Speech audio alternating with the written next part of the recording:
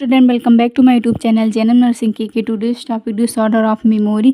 तो इस टॉपिक को शुरू करने से पहले आप मेरे चैनल पे नए हैं तो चैनल को सब्सक्राइब कर दीजिए, वीडियो को लाइक कर दीजिए।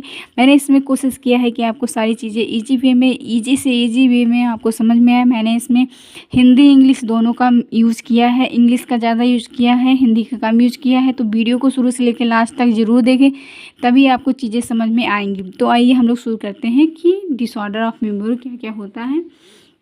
तो इसमें सबसे पहला है memory is the unable to register retain and recall the stimuli is called memory disorder. इसमें क्या होती है, जो मेमोरी में हमें जो है वो अनेबल होती है हमारी मेमोरी, किसी भी चीज़ जो हम जो है याद करके रखे रहते हैं, या फिर उसको जो भी चीज़ें जो भी स्टिमुलाई मतलब ऑब्जेक्ट हो गए, जो भी चीज़ें होती हैं जो भी हम पढ़े रहते हैं, वो सारी चीज़ें जो हम याद करके रखे रहते हैं उसको जो है रजिस्टर करने में अनेबल हो जाता है, रिटेन करने में अनेबल हो जाता है, रिकॉल याद करने में उसको प्रॉब्लम हो जाती है। किसी भी स्टिमुलाई, किसी भी चीज़, किसी भी इंस्ट्रूमेंट, किसी भी ऑब्जेक्टिव, किसी भी चीज़ को, तो उसे बोलते हैं मेमोरी डिसऑर्डर, उससे ही बोलते हैं मेमोरी डिसऑर्डर। इसमें डिस्कस करेंगे type of disorder of memory. फिर उसमें सबसे पहला है हाइपर एमनीसिया, दूसरा है एमनीसिया, तीसरा है पैरा एमनीसिया, चौथा है अदर टाइप ऑफ एमनीसिया।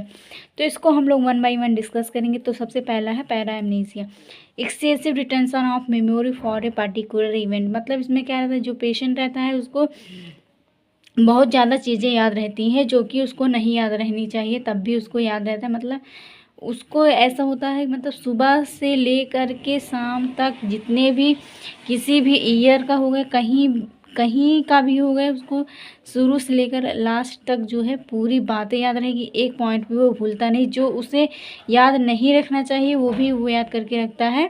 ये ऐसा पेशेंट होता है इसमें। जैसे कि एग्जाम के लिए हो गए एमनेशिया, सॉरी मेनिया हो गया, पैरानॉइड हो गया। इसमें क्या होता है, जो मेनिया के पेशेंट होता है वो मतलब अपने लाइफ में जितने भी वर्क करता है वो कभी रुकता ही नहीं, हमेशा चलता रहता है, हमेशा।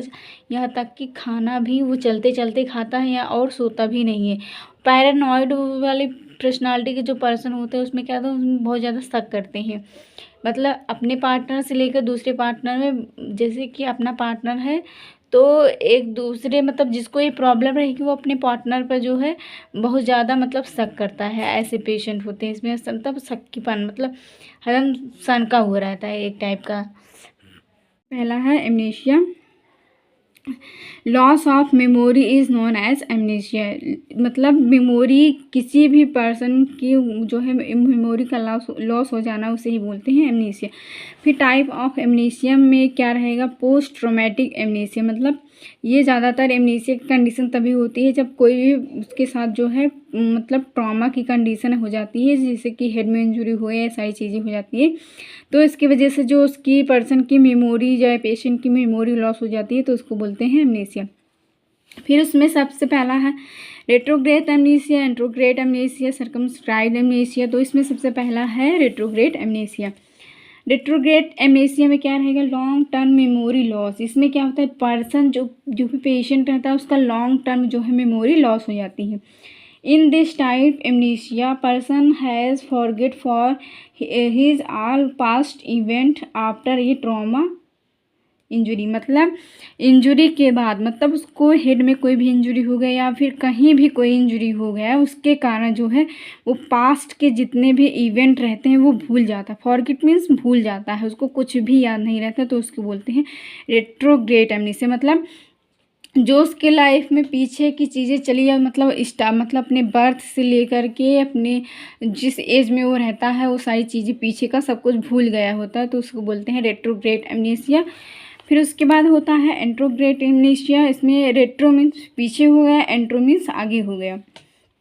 तो एंट्रोग्रेड एमनेशिया में क्या होता है, शॉर्ट टर्म मेमोरी लॉस। इसमें जो है छोटे टर्म में जो है मेमोरी लॉस हो जाए, कुछ टाइम के लिए मेमोरी जो है लॉस हो जाती है। जैसे कि इसमें है in this type amnesia is past event after trauma but power of new memory retain is loss. मतलब इसमें क्या होता है, शॉर्ट टर्म के मतलब कुछ टाइम के लिए जो है उसकी मेमोरी जो है लॉस हो जाती है। जैसे मतलब इसमें क्या रहता है, जो भी पास्ट में जो भी इवेंट रहता है वो सारी चीज़ें तो याद रहता है, पर ट्रॉमा के बाद जो है उसकी उस माइंड की इतनी जो है उसकी मेमोरी में इतनी पावर नहीं रह जाता है कि जो चीज़ें आगे हमें, जैसे मैं ट्रॉमा के बाद उसको कोई चीज़ पढ़ाया जाए तो वो सारी चीज़ें जो है अपने पास्ट के इवेंट में उसको स्टोर करके मतलब उसमें जॉइंट करके नहीं रखता, वो सारी चीज़ें भूल ही जाएगा, मतलब तुरंत भूल जाएगा। जैसे कि मैंने इसमें हिंदी में आपको जो है समझाने की कोशिश किया है। इसमें क्या कह रहा है, इस कंडीशन में पेशेंट अपने शॉर्ट टर्म में स्टोरेज को लॉन्ग टर्म स्टोरेज में कन्वर्ट नहीं कर पाता है। उस पेशेंट आगे होने वाले जितने भी इवेंट है उसको याद नहीं रख पाएगा। मतलब इतना पढ़ने के बाद आपको समझ में आ ही गए होगा कि इसमें क्या कह रहा है। फिर उसके बाद रहेगा सर्कमस्क्राइब्ड एमनेसिया। इसमें क्या कहते हैं, इन this type amnesia patient forget a specific event of the memory after a trauma.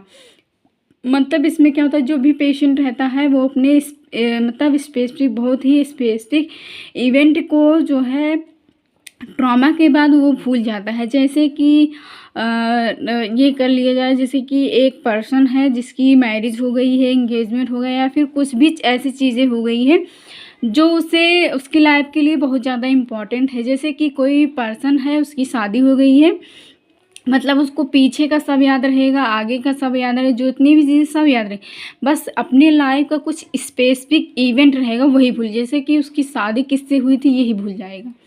तो ये एक स्पेसिफिक इवेंट होगा, उसका बर्थडे कब था ये भूल जाएगा। और ऐसे कुछ स्पेसिफिक इवेंट रहते हैं अपने लाइफ के, वो सारी चीज़ें जो हैं भूल जाएगा, तो उसको बोलते हैं सर्कमस्क्राइब्ड एमनेसिया। आई होप आपको समझ में आ रहा होगा। फिर इसमें तीसरा है पैरा एमनेसिया। फिर इसमें क्या होता है, फॉल्स कलेक्शन ऑफ मेमोरी। मतलब अपने माइंड में जो है फॉल्स मतलब गलत गलत चीज़ों को जो है स्टोर करके रखने लगता है। मतलब जैसे जो चीज़ें मतलब गलत सलत हैं वो भी अपने माइंड में स्टोर करके रखने लगता है। जैसे कि इसमें है डेजा हू, सबसे पहला है। इसमें क्या होता है, feeling of the familiar with unfamiliar circumstance. मतलब इसमें क्या होता है, जो भी ऐसा पर्सन जो हमारे लिए फैमिलियर नहीं, जिससे हम कभी मिले ही नहीं है, उसको पेशेंट को ऐसा फीलिंग आएगा कि ये मेरे घर का है, मैं उससे बहुत मतलब हमेशा मिलता रहता हूँ, मतलब उसको जानता हूँ, ऐसा फीलिंग आएगा। जबकि ऐसा रियल में क्या रहता है, उस जो पेशेंट है वो कभी उस व्यक्ति से मिला ही नहीं है, ऐसा रहता है, लेकिन उसको क्या फीलिंग आती रहती है कि नहीं ये मेरे घर का ही है, मैं उसको जानता हूँ, ये सारी फीलिंग आती रहती है। फिर इसमें मैंने हिंदी में आपको समझाया है, पेशेंट को ऐसा फील होता है कि हम जिस पर्सन से आज तक कभी नहीं उसे देखे भी नहीं, उसे कभी पहचानते ही नहीं है, तो उसको ऐसा लगता है कि मैं उसको जानता हूँ, ये सारी चीज़ें इसमें रहता है।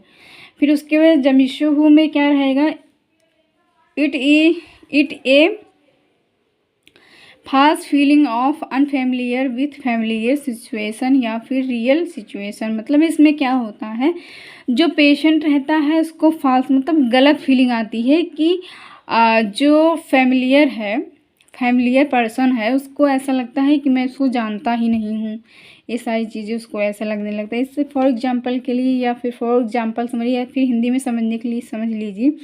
इसमें जो पेशेंट रहता है वो जो है उस पर्सन को जानते हुए भी नहीं पहचानता है। जैसे कि उसके फादर हो गए, मदर हो गए, तो मतलब उसके मम्मी पापा होते हैं, जब वो मतलब उसके बर्थ के टाइम से लेकर पूरे जिस एज तक वो पर्सन रहता है उस टाइम तक रहते हैं, पर जो है ऐसा होता है उस पेशेंट को मतलब अपने मदर को, अपने फादर को पहचानने से इनकार करता है कि मैं उनको जानता ही नहीं। जब इसमें क्या रहता है, इसमें सारी कंडीशन जो आती है मतलब फाल्स कलेक्शन कर लेता है कि जो चीज़ें रहती हैं एक्चुअल में वो चीज़ें उसको नहीं याद रहती है, जो चीज़ें रहनी चाहिए याद वो भी नहीं रहती हैं। ये सारी चीज़ें कंडीशन इसमें देखने को मिलता है। इसमें चौथा टाइप है अदर टाइप ऑफ एमनेसिया। इसमें क्या रहता है, सबसे पहले पोस्ट हिप्नोटिक एमनेसिया। इस कंडीशन में जो भी पेशेंट रहता है हिप्नोटिक इवेंट को फॉरगेट कर देता है, मतलब उसको याद ही नहीं रहता है कि हिप्नोटिस मीन्स होता है किसने वश में किया, अपने वश में किसने किया, ये इवेंट को ये भूल जाता है। फिर उसके बाद चाइल्डहुड एमनेसिया। इसमें क्या होता है, ये कॉमन टाइप का कंडीशन होता है, ज़्यादा देखने को मिलती है। इसमें क्या होता है, पेशेंट जो भी चाइल्ड रहता है अपने चाइल्डहुड की जितने भी मेमोरी होती है उसको भूल जाता है। फिर उसके बाद ब्लैक आउट फिनोमिनोज, इसमें क्या होता है, इसमें जो पेशेंट रहता है एक्सेसिव एल्कोहल इंटेक करने लगता है, जिसके बाद वो अपने जो है शॉर्ट पीरियड को भूल जाता है, जो भी उसने प्रेजेंट टाइम में किया होता है, जो भी काम उसने अल्कोहल इंटेक करने के बाद जो भी काम उसने किया रहता है प्रेजेंट में, वो सारी चीज़ें वो जो है शॉर्ट टर्म के लिए भूल जाता है। जैसे लाइक एंट्रोग्रेट टाइप एमनीसिया, जिसमें कि ये सब रहता है, ये सारी चीज़ें जो है इसमें पेशेंट जो है भूल जाता है।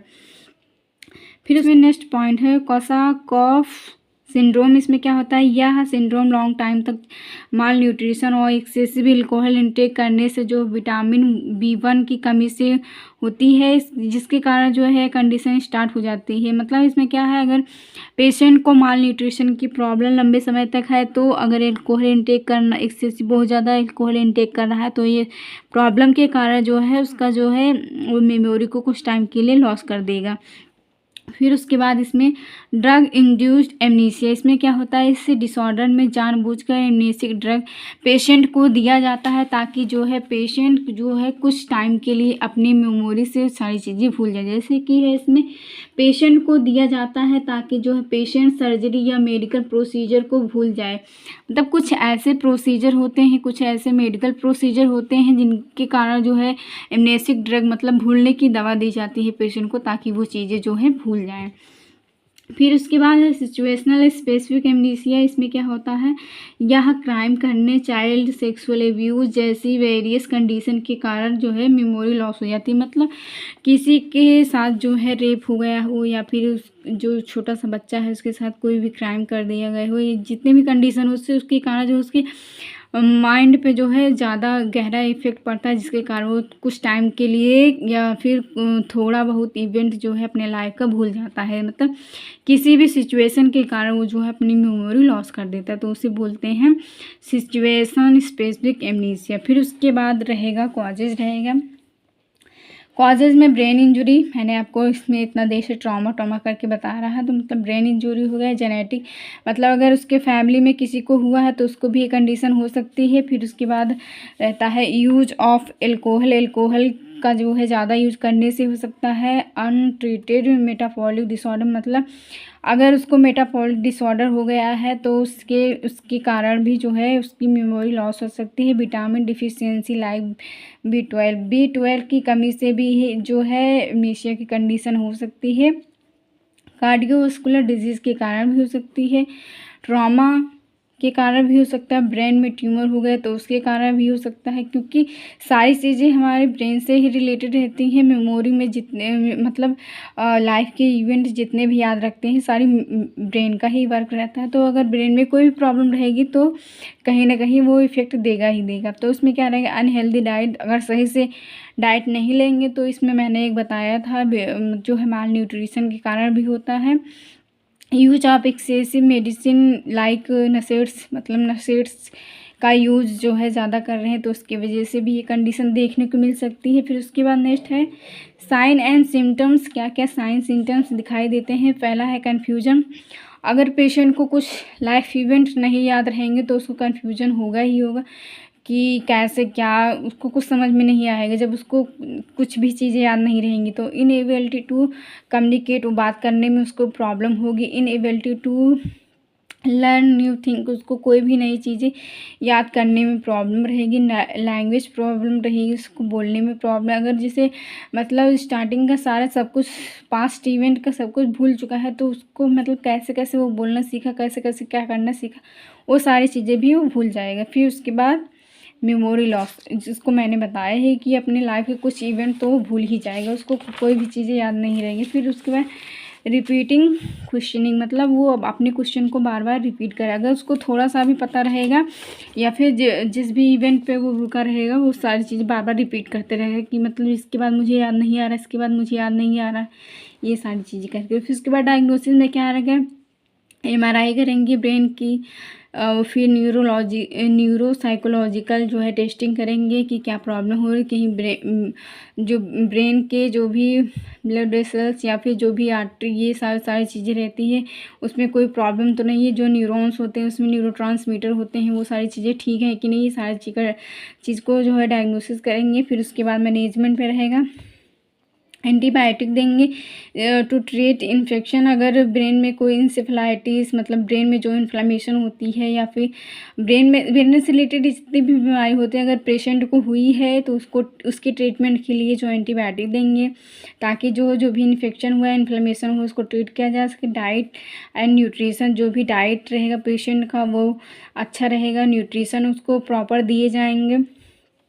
कॉग्निटिव रिहैबिलिटेशन दिया जाएगा, मतलब उसको जो है सपोर्ट दिया जाएगा ताकि वो जो है अपनी कंडीशन में फिर से वापस जो आ सके, अच्छा हो सके, रिहैबिलिटेट हो सके। फिर उसके बाद फिजिकल एक्टिविटी, मतलब उसको थोड़ी थोड़ी एक्टिविटी करने की बोलेंगे कि मतलब एकदम से लेटर है बैठा है ऐसा ना करे, थोड़ी थोड़ी एक्टिविटी फिजिकली करता रहे।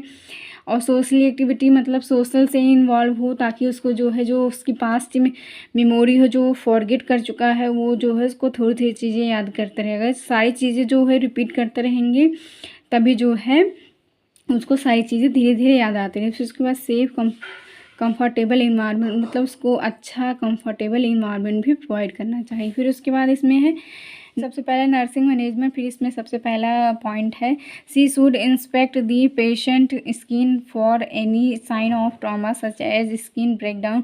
मतलब इसमें पेशेंट को देखेंगे कि इसके जो है स्किन में कोई भी कट, कोई भी स्किन जो है ब्रेकडाउन नहीं हुआ ट्रॉमा के बाद, ये सारी चीज़ें जो है हम देखेंगे।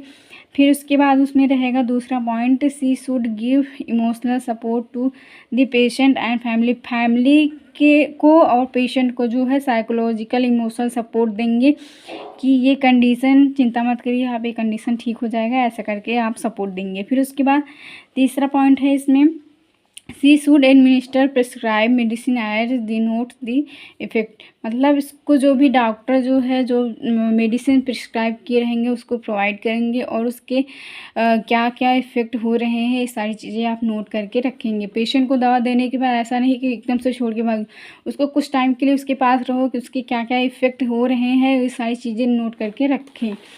पांचवा पॉइंट है she should allow the rest between various activity because the patient is easily. मतलब पेशेंट को जो है हर एक एक्टिविटीज़ के बीच में जो है उसको प्रॉपर रेस्ट देना चाहिए ताकि जो है पेशेंट की कंडीशन इजली ठीक हो सके। फिर उसमें नेक्स्ट पॉइंट है she should encourage the patient to exercise as suggested the doctor to help maintain mobility. मतलब जो है पेशेंट को एक्सरसाइज करने के लिए इंकरेज करेंगे ताकि जो है उसका जो मेंटेन मोबिलिटी रहे उसको मेंटेन किया जा सके। फिर उसके बाद रहेगा next point she should encourage the patient for significant fluid intake and adequate nutrition. मतलब पेशेंट को सफिशिएंट फ्लूइड और जो है एडिक्वेट न्यूट्रिशन जो है प्रोवाइड करने के लिए बोलेंगे। Thank you for watching my video को लाइक ज़रूर कर दें, चैनल को सब्सक्राइब बिल्कुल करना भूलें मत ताकि मैं जो भी वीडियो अपलोड करूँ आप तक सबसे पहले पहुँच सके। Thank you for watching.